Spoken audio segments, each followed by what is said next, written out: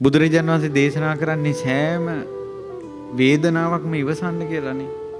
තිබ්බානං කටුකානං කරානං පානාහාරානං පන යන තීරුව වේදනාව පවා ඉවසන්න කියන බුදුරජාණන් වහන්සේ ශ්‍රාවකයට.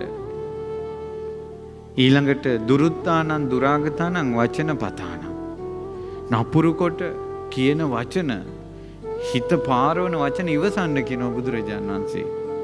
හැබැයි පින්වත් මහණෙනි, ලාභ සත්කාර ලබන අදහසින් අවඥා නොලබන අදහසින් නම් කිසිම වචනයක් ඉවසන්න එපා. වැසිකිලි කැසිකිලි අමාරු ඉවසන්න එපා. පන යන වේදනාව ඉවසන්න එපා. මෙයයි ශාස්ත්‍රඥ වහන්සේගේ අවවාදය. කොයි තරම්නම් ශ්‍රාවකෙක්ගේ හිත පිරිසිදු කරනවද?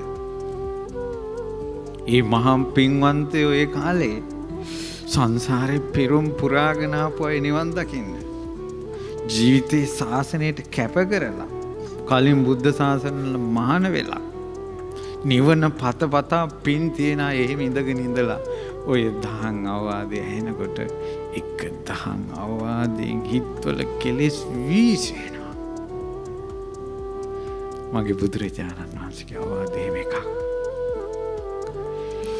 ඒ භාග්‍යවතුන් වහන්සේගේ අවවාදයට රහතුන් බිහි වෙනවා බලන්න දෙවිවරු කෝටි ගණන්.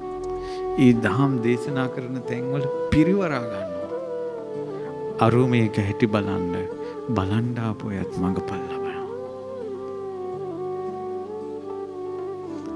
අපගේ ශාස්ත්‍රඥ වහන්සේ ආශ්චර්යයි. සරණ යන්න දිවිහිමි බුදු ගුණ හිතේතා. ඒ ශ්‍රාවක සංගරුවන සරණ යන්න. ඒ පිරිසිදු හිත් ඇති කරගත්ත සංඝයාට ඇහුණ බණපද ඒ ශ්‍රී සද්ධර්මය සරණ යන්න.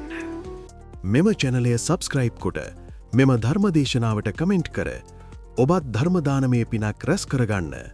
මන්ද ඔබ එසී කිරීමෙන් තවෙකෙකුට මෙය බෙලීමට YouTube එක බෙදාහරිනු ඇත. එය ඔබට නොමිලී කරගත හැකි උතුම්ම පිනකි.